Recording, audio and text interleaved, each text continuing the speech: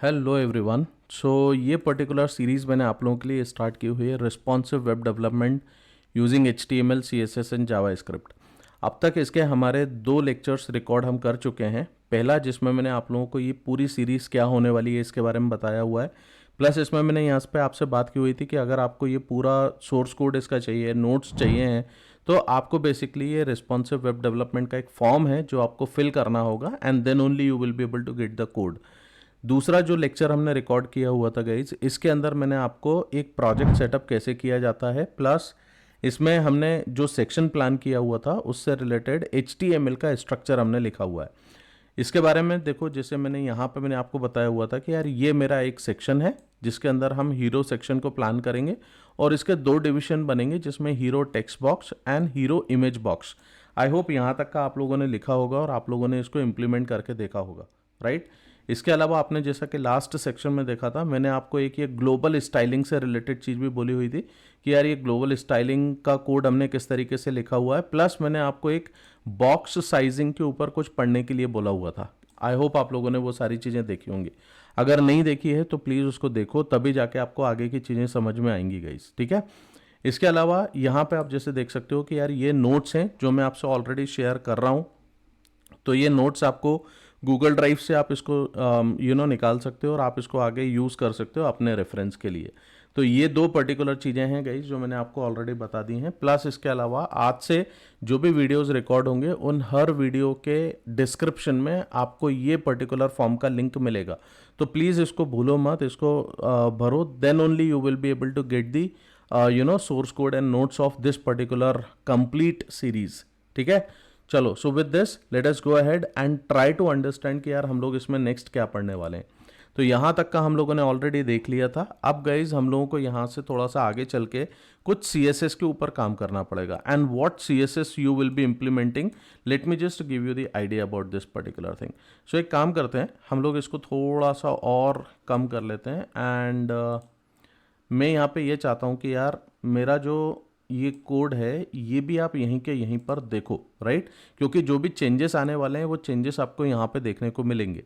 अब देखो गाइज, ये वाला जो सेक्शन होने वाला है ना, इसमें हम ज़्यादातर CSS के बारे में बात करेंगे, ठीक है, क्योंकि ये मैंने एक HTML का सेक्शन मैंने ऑलरेडी लिख दिया है। तो यहाँ पे आप देख रहे हो कि किस तरीके से दिख रहा है। अब मैं जो इसमें कुछ काम करने वाला हूँ, मैं बेसिकली काम करूँगा अपना CSS वाले पोर्शन पे। तो यहाँ कुछ CSS आप लोगों को लिखना बता रहा हूँ, उसके ऊपर बहुत ध्यान से फोकस करो guys and try to understand these things. देखो अब मैं यहाँ पे क्या कर रहा हूँ, मैं एक बॉडी से रिलेटेड CSS लिख रहा हूँ। ये जो बॉडी टैग है गाइज, इस बॉडी टैग का कुछ मैं CSS लिखूंगा। अब ये CSS क्यों ज़रूरी है, ट्राई टू अंडरस्टैंड। देखो मैं यहाँ पे लिख लेता हूँ, अभी कुछ CSS मैं आपको लिख के देता हूँ, then you will be able to understand this. तो सपोज मैंने एक फॉन्ट फैमिली सेंस सेरिफ करके मैंने कुछ ले लिया। अभी जाके अपन आगे करके कुछ और अच्छी फॉन्ट फैमिली इसमें ऐड करेंगे, but just for now in this particular section guys मैं आपको कुछ समझाना चाहता हूँ, उसको समझिए आप।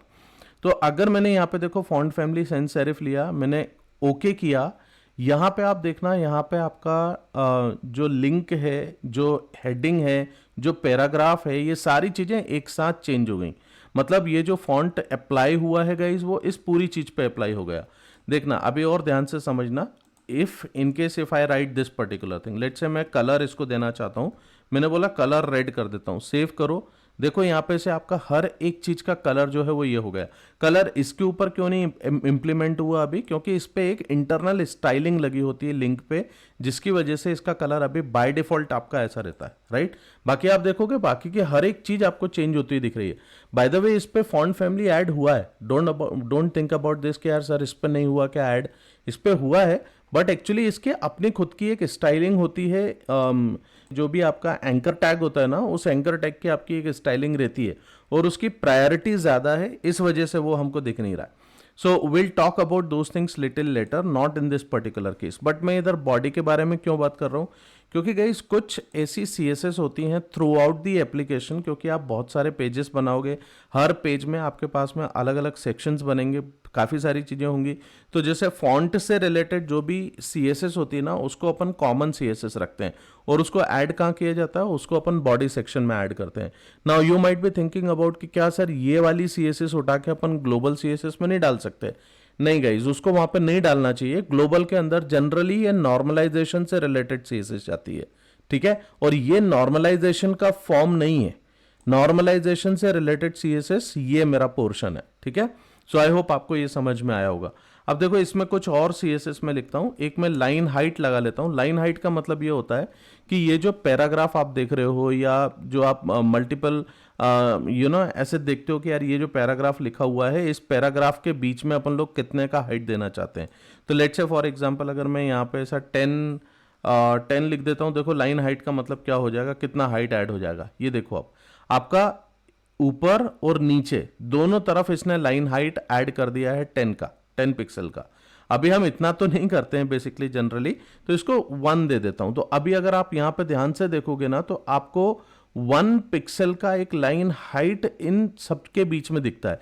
ये थोड़ा सा विजिबिलिटी के लिए रखा जाता है गाइस। अभी और आगे आके काफी सारी नई नई चीजें आपको देखने को मिलेंगी, तो इसके ऊपर आप रखो, ठीक है। अब इसके अलावा अपन यहाँ पे फॉन्ट वेट से रिलेटेड प्रॉपर्टी ऐड कर लेते हैं। ये फॉन्ट वेट अलग अलग होते हैं गाइस, थोड़ा सा ये ऐड किया जाता है कि यार इसमें कितना वेट या कितना बोल्डनेस हम लोग लेके आएंगे, तो ये पर्टिकुलर चीज फॉन्ट वेट कहलाती है, ठीक है। इसके अलावा देखो अपन एक कुछ कलर ले लेते हैं कि यार कलर जो है वो H1 हो या पैराग्राफ हो या कोई सा भी टैग में यूज करूंगा, उस टैग में कॉमन कलरिंग पैटर्न अपन लोग यूज करेंगे। कलर प्रॉपर्टी का मतलब ये होता है कि कलर जब हम इसमें ऐड करेंगे तो ये कलर हर एक टेक्स्ट के ऊपर एक जैसा ऐड हो जाएगा। जैसे फॉर एग्जांपल अगर कलर मैंने यहाँ पर रेड कर दिया, आई एम सॉरी, कलर अगर मैं रेड कर देता हूँ, तो यहाँ पे से देखो आप हर एक टेक्स्ट के ऊपर आपका कलर जो है वो रेड ऐड हो गया, राइट। अब मैं रेड तो नहीं करता इस तरीके से, ऐसा कलर हम लोग नहीं देंगे, बट हम जो कलर इसमें ऐड करेंगे ये थोड़ा सा ग्रे कलर का एक कलर मेरे को ऐड करना है। जो मेरी एप्लीकेशन है गाइज, उस एप्लीकेशन के हिसाब से मेरे को एक ग्रे कलर इस पे आना चाहिए, इसलिए मैं यहाँ पे ये वाला कलर इसमें ऐड करूंगा। ओके, देखो जैसा कि हमने इस पे भी रखा हुआ है, यहाँ पे आपको थोड़ा सा ग्रे कलर में दिख रहा है। इसके पीछे जो ये कलर आ रहा है इसके ऊपर अपन बाद में बात करेंगे, but as you can see कि यार मेरे को ये कलर चाहिए था, इस वजह से मैंने इस कलर के ऊपर काम किया हुआ है, राइट। सो आई होप आपको ये बॉडी वाला सेक्शन समझ में आ रहा होगा कि मैंने किस तरीके से डिजाइन किया। अब गाइज ये आपकी रिस्पॉन्सिबिलिटी है, आप भी मेरे को यहाँ पे पॉज करके और ये बॉडी से रिलेटेड सेक्शन को आप आपके उस पर लिखो।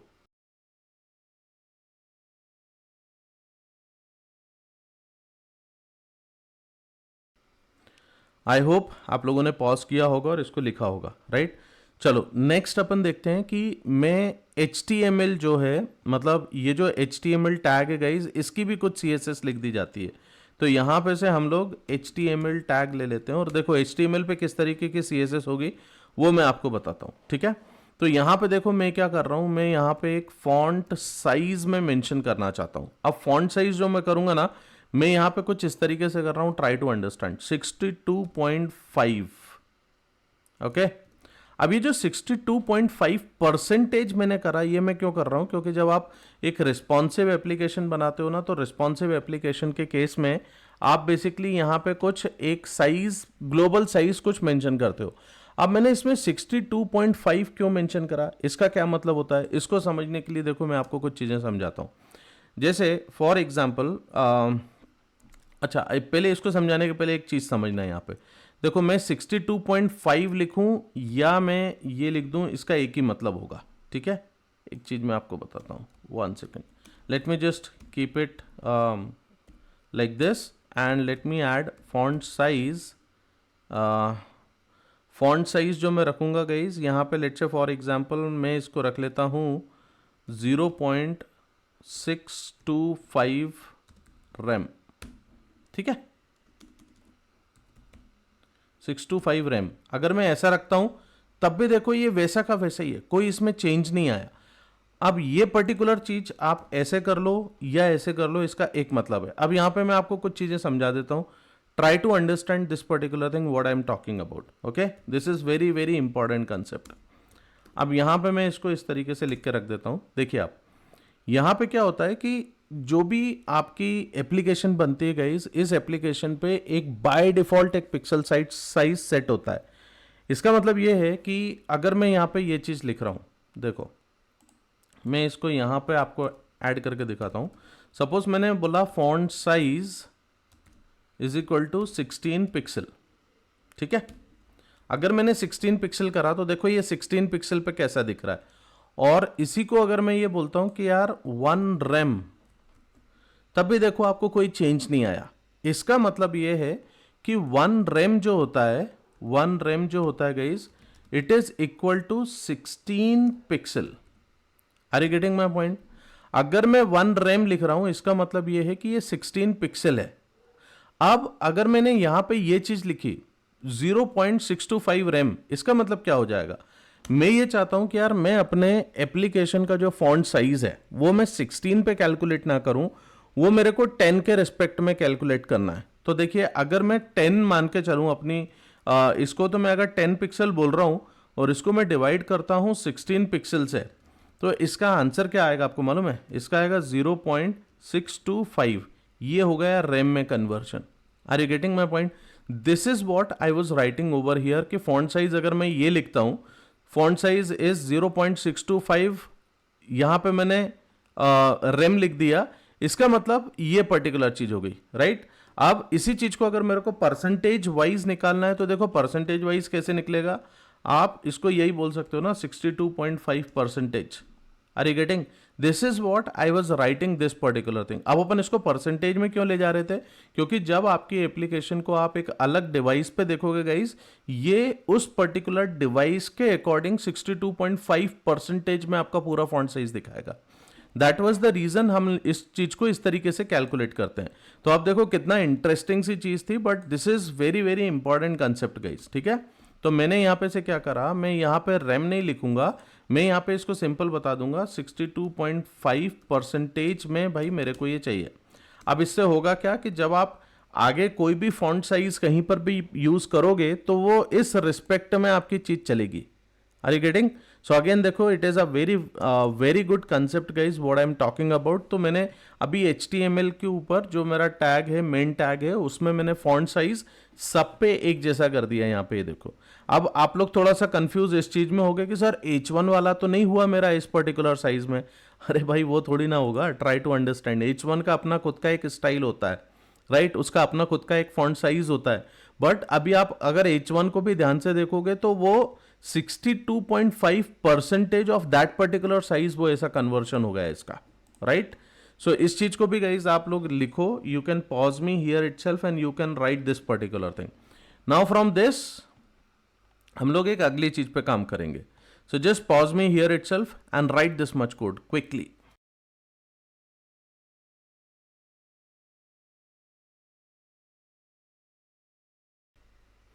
आई होप आप लोगों ने पॉज किया होगा और आपने इस पर काम किया होगा। अब आप देखो, अब मैं आगे क्या करना चाहता हूं यार। जैसा कि आपने यहाँ पे देखा हुआ है, मेरे पास में दो सेक्शन थे। एक ये हीरो वाला सेक्शन दिख रहा है, राइट? और एक अपन ने यहाँ पे से सेक्शन हीरो करके यहाँ पे बनाया। तो मैं ये जो हीरो सेक्शन है ना, इसका कुछ एक कोड में लिखना चाह रहा हूँ। तो देखो मैं इसको कैसे करूँगा, मैं यहाँ पे कुछ आपको थोड़ा सा इस पर बता देता हूँ। तो मैंने यहाँ पे हीरो सेक्शन बनाया और हीरो सेक्शन पर मैं क्या बोल रहा हूँ कि यार इसकी जो विड्थ होगी, मैं मैक्स विड्थ जो इस पे यूज करूंगा, मैक्स विड्थ। अब देखो मैक्स विड्थ क्यों यूज करेंगे उसका भी मैं आपको एक रीजन बताता हूं। सबसे पहले अपन विड्थ देख लेते हैं, ठीक है? तो मैं इसको पूरा बड़ा करता हूं, तब आप लोगों को विड्थ का मतलब समझ में आएगा कि यार इसका क्या मतलब है। तो यहां से देखो मैं क्या कर रहा हूं, मैंने यहाँ पे विड्थ एक इस पे सेट करी हुई है एंड आई एम सेइंग कि यार 130 रैम के हिसाब से मैं इस पे सेट करना चाहता हूं। अब जब मैं 130 रैम बोल रहा हूं ना, ये बाय डिफॉल्ट वाला ये वाले इस पे चला गया, क्योंकि फॉन्ट साइज मेरा कितना है, इतना, राइट? अब मैंने परसेंटेज में कर दिया, तो उसका 130 रैम निकाल लो आप। तो जो भी होगा उस पर मैंने ये विड्थ मैंने सेट कर दी। अब आप देखना यहाँ पे आने के बाद जैसे आप इस पे आओगे तो ये कुछ एक साइज फिक्स करेगा। बट यहाँ पे देखो अभी क्या होगा, इन केस अगर मैं ये एप्लीकेशन को ऐसे लेके आता हूँ, यहाँ पे ध्यान से देखो आप, I will show you something very very important concept, है ना? See this। अब आप देखो यहाँ पे अगर ध्यान से देखोगे तो देखो अभी आपको यहाँ पे कोई भी हॉरिजॉन्टल बार नहीं दिख रहा है, राइट? बट जैसे ये साइज छोटा होगा, देखना यहाँ पे क्या हो जाएगा। ये देखो, आपको समझ में आ रहा है क्या हुआ? यहाँ पे जो आपकी इमेज है ना, वो देखो इधर अंदर चली गई। Are you getting? ये इसने क्या किया, विड्थ के हिसाब से इसको सेट किया। तो आप अगर इसको विड्थ कम करोगे, यहां पे से इसको कम करोगे ना, तो आपकी विड्थ बाय डिफॉल्ट तो खैर इतनी रहेगी, बट जैसे ये छोटा होता जाएगा ये हॉरिजॉन्टल ये बार इसमें आ जाएगा। बट देखो यहीं पे आप अगर मैक्स विड्थ यूज कर लोगे तो क्या होगा देखना, मैक्स विड्थ आपने अगर इसको यूज करा, अब देखो इस पे क्या चेंज आता है, देखिए ओ अच्छा मेरे पास में ये इमेज का साइज काफ़ी बड़ा है, नो प्रॉब्लम, इस इमेज के साइज को अपन थोड़ा सा फिक्स करेंगे बाद में। बट बेसिकली होता ये है मैक्स विड्थ के साथ में कि जब आप मैक्स विड्थ करते हो ना तो ये हॉरिजॉन्टल ये नहीं आता, ये इसको with respect to the size ये इसका साइज इसकी विड्थ ऑटोमेटिकली सेट होती जाती है, that is the thing right. But अभी इधर अपने पास में ये काफ़ी बड़ा है, इस वजह से इसका साइज अभी चेंज नहीं हो पा रहा है, तो मेरे को इसका साइज पहले चेंज करना पड़ेगा, इसको भी मेरे को इमेज को भी 100% विड्थ में लेके आना पड़ेगा, then it will be working. So let us do one thing, मैं यहाँ पे आके एक काम करता हूँ मैक्स विड्थ को समझाने के लिए आपको, क्योंकि देखो मैंने इमेज ऑलरेडी इसके अंदर सेट करके रख रखी है। Let us come to this particular point, देखो ये बहुत इंटरेस्टिंग सी कहानी है गाइस इसकी। यहाँ पे देखो मैंने क्या करा है, मैंने एक हीरो इमेज करके इमेज बनाया है ना, अपन एक काम करते हैं यहाँ पे आके गाइस इसका मैं विड्थ जो है 100% कर दूंगा। ये देखो इमेज विड्थ जो है ना, सॉरी हीरो इमेज जो है इसका विड्थ मैं 100% करूंगा। अब 100% of what, 100% of the container, ठीक है। अब देखो इससे अब क्या होगा ध्यान से समझना, ये देखो अब मैंने इसमें मैक्स विड्थ लगाई है, ठीक है। अब देखना तुम what is going to happen with this particular thing now. इसको मैं थोड़ा छोटा कर देता हूं तब आपको और ध्यान से समझ में आएगी चीज। अब आप देखो आपकी जो इमेज है वो बढ़ेगी छोटी होती जाएगी, बट आपको यहाँ पे हॉरिजॉन्टल बार नजर नहीं आएगा guys, are you getting this. ये देखो ये रिस्पॉन्सिवनेस की तरफ अपन थोड़ी सी कुछ चीजों को लेके चल रहे हैं। अब आप देखो आपकी इमेज जो है वो कंटेनर के हिसाब से 100% ऑक्यूपाई कर रही है वो जगह, are you getting my point. This is something that I wanted to talk about. I hope ये चीज आप लोगों को समझ में आ गई होगी guys, what I am telling you right. चलो अब इसके अंदर मैं कुछ चीजें और ऐड कर रहा हूं which you will be understanding. So आपको विड्थ एंड मैक्स विड्थ में अंतर समझ में आया होगा, ये इंटरव्यूज में जरूर पूछा जाता है, तो इसको ध्यान से समझ के काम करिएगा। देखो नेक्स्ट मैं कर रहा हूं, मैं डिस्प्ले जो है ना इसके अंदर एक डिस्प्ले प्रॉपर्टी यूज करूंगा और डिस्प्ले में ग्रिड यूज करना चाहता हूं। अब ये ग्रिड प्रॉपर्टी क्या करता है ये आपको थोड़ा सा यहां पे देखना पड़ेगा। सो अगेन आप MDN रेफरेंस पे जाइए and from here guys you will have to understand what is this display grid property is all about। तो आप डिस्प्ले प्रॉपर्टी को यहाँ पे से चेक करो and go over here and try to see कि ये ग्रिड प्रॉपर्टीज जो अपन यहाँ पे ऐड कर रहे हैं इसका क्या मतलब है राइट। मैं यहाँ पे मैंने आपको पहले ही बोला कि यार ये पूरा जो प्रोजेक्ट है ये प्रोजेक्ट स्पेसिफिक चीजें मैं बताऊंगा, ये छोटे छोटे कुछ रेफरेंसेस होंगे जो मैं आपको शेयर करूंगा। These references you need to figure out and you need to understand from your side right.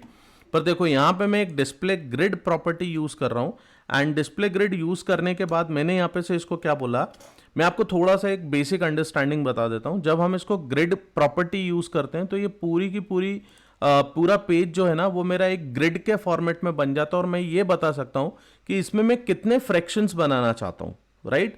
तो मैं यहाँ पे से अगर मेरे पास में 2 डिविजन्स हैं तो बेसिकली मेरे को 2 फ्रैक्शन बनाना है। एक फ्रैक्शन में मेरे पास में ये टेक्स्ट आएगा और एक फ्रैक्शन में हम यहाँ पे इसको रखेंगे। तो यहाँ पे से देखिए आप एक काम कर सकते हैं, you can come down over here and यहाँ पे आप इसको स्पेसिफाई कर सकते हैं एक ग्रिड टेम्पलेट कॉलम्स, ठीक है। ग्रिड टेम्पलेट कॉलम में आपने बता दिया कि यार मेरे को 1 फ्रैक्शन ऐसे करके मेरे को बनाना है, मेरे को 2 फ्रैक्शंस इसके बनाने थे राइट। अब आप देखो यहाँ पे इसको समझने के लिए एक काम और करते हैं, मैं एक बैकग्राउंड प्रॉपर्टी इस पे ऐड करता हूँ so that you will be able to understand something what I am doing over here right. So मैंने बैकग्राउंड ये पर्पल कर दिया। Now let us see what is happening. तो यहाँ पे से देखो आपका ये जो एक पूरा हीरो सेक्शन था राइट, ये जो पूरा हीरो सेक्शन था, ये हीरो सेक्शन को इसने क्या करा 2 पार्ट्स में डिवाइड किया। जैसे अगर आपको याद होगा तो देखो ये जो सेक्शन था पहले ये इमेज पूरी इसके साथ में यहीं पे आ रही थी, बट अभी इमेज मेरी साइड में आ रही है यहाँ पे राइट, और ये वाला सेक्शन मेरे को इस तरफ आ रहा है। डोंट वरी अबाउट दिस, मेरे को गाइज इसके ऊपर काफी सारी चीजों पे काम करना रहेगा अभी। I will be showing you all those things, but अभी देखो हाल फिलहाल अपन ने सिर्फ इतनी चीज के ऊपर काम किया है राइट। अब मैं आपको एक चीज और बताता हूं, ये पूरा का पूरा एरिया जो है ये मेरे को सेंटर में आना चाहिए, पूरी एप्लीकेशन मेरी सेंटर में आना चाहिए। अब सेंटर में लाने के लिए हम लोग क्या करते हैं, यही जो सेक्शन है इस सेक्शन का मैं मार्जिन जो है ये मैं, देखिए टॉप से मैं 0 रखूंगा एंड लेफ्ट राइट से इसको अपन ऑटो कर देंगे, राइट। अब देखो इससे क्या होगा, ये पूरी एप्लीकेशन तुम्हारी सेंटर में बनेगी। तो यहां पे से आप एक 10 पिक्सल छोड़ोगे, यहां से आप 10 पिक्सल छोड़ रहे हो, मतलब 10 पिक्सल नहीं, 10% यहां से छूटेगा, 10% यहां से छूटेगा। अब ये परसेंटेज का क्या फंडा है, देखो यहां से समझ में आएगा तुमको। जैसे फॉर एग्जाम्पल इसको समझो, यहां से देखो,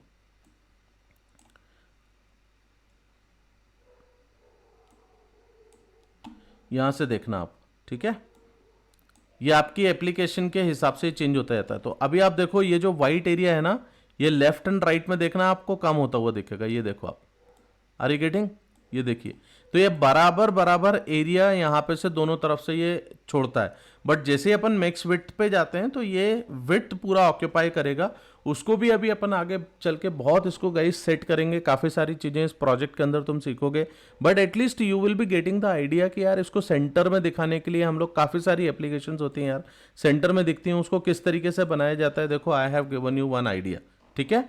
तो अभी आज के सेक्शन में अपन यही करने वाले हैं। अभी देखो आगे मैं इसको क्या करता हूँ ना, इसको मैं ऐसे में ये हटा दूंगा, तो आप देखो आपकी पूरी एप्लीकेशन इस तरीके से दिखेगी।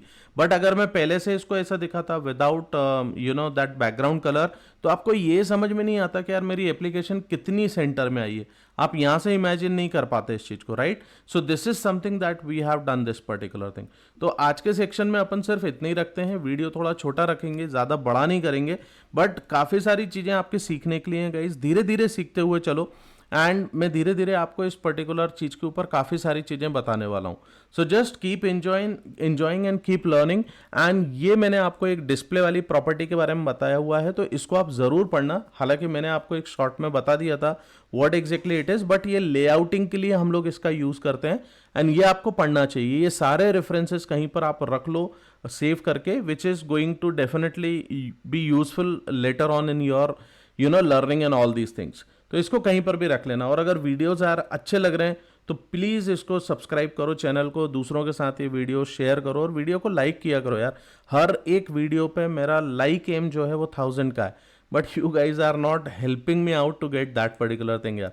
यहाँ पे देखो बहुत कम यार, मतलब व्हाट एग्जैक्टली इट इज़। अभी किसी ने यहाँ पे देखो 29 लाइक्स करें, इधर 3 लाइक्स करें, what exactly is this, right.